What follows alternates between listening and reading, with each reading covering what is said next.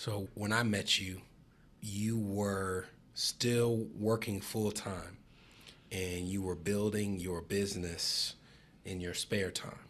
There was a journey that you took from working full time to part time to, just going all the way in. Tell me about your professional journey to where you find yourself as an entrepreneur now. It's funny, I tell people that I'm an accidental entrepreneur, but I really feel like I'm exactly where God wanted me to be, even if I never saw it for myself.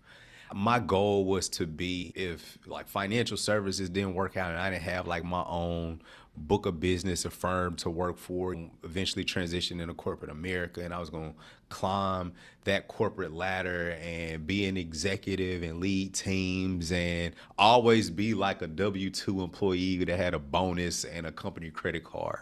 That was the vision that I sold Tia as well. But when we started the summer camp, is how I first got into financial literacy. I started a summer camp to teach teens about money while they were out of school. And I started doing that, and people would come and just like sit in, or they would bring their kids.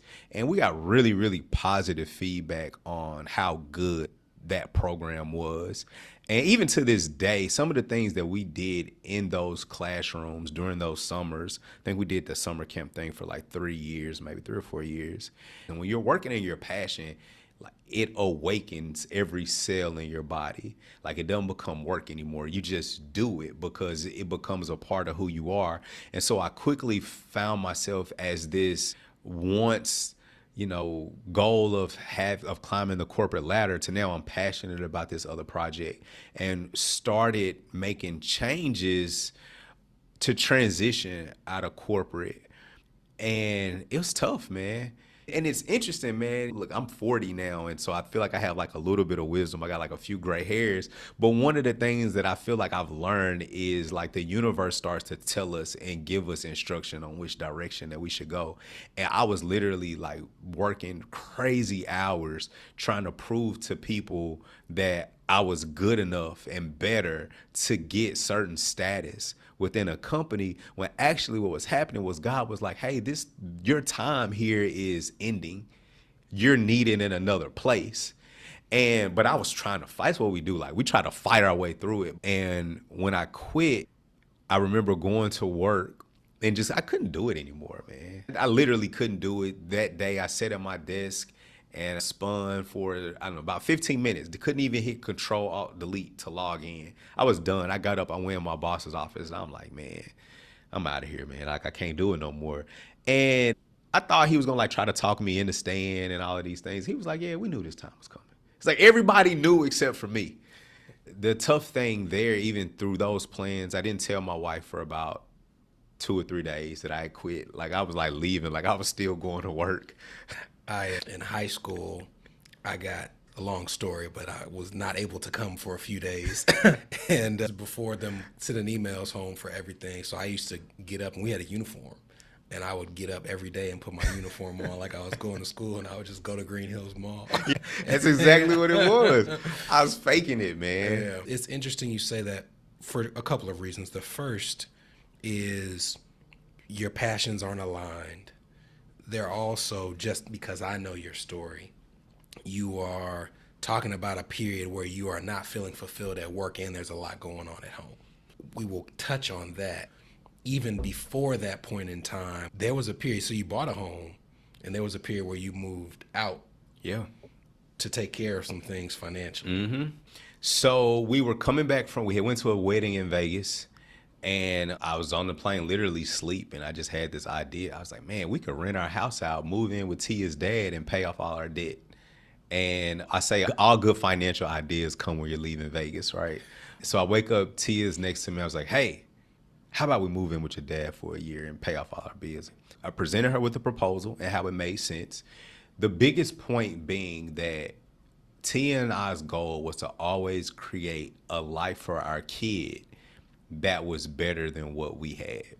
And we, at that point, I don't know, how old were we? Maybe right at 30. Maybe I was right at 30. She was 29.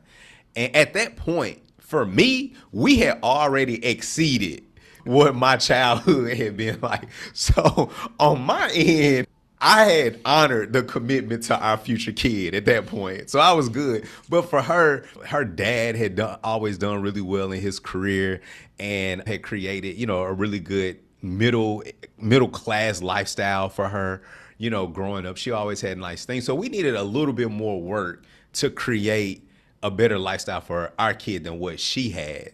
And I knew in order for us to do that, we needed to start investing our money. She hated the idea, but she knew that it made sense. And so she went along with it. So we moved in with her dad. We were there for 14 months. And I to this day, man, I know you talk a lot about like the emotions that are attached to our money and the things that we have.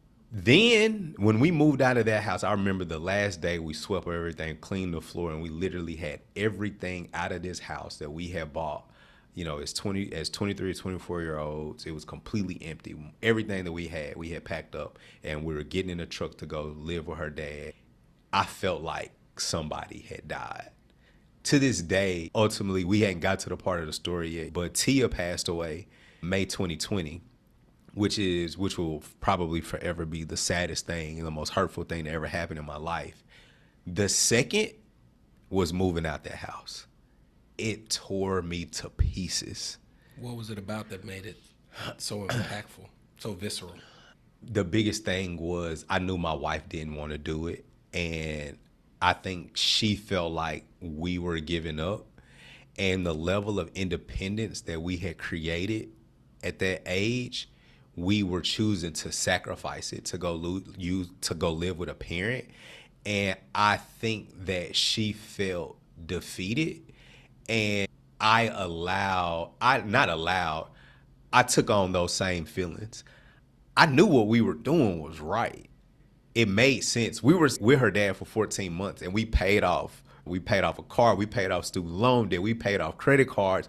We paid off 40 some odd $1,000 of debt in a year. It was the right decision, but we care about our wives and we want our wives to be happy. And so anyway, it was just hard. Yeah. I took on her feelings about it, and it wasn't that we were giving up our independence. We were investing to have greater independence later.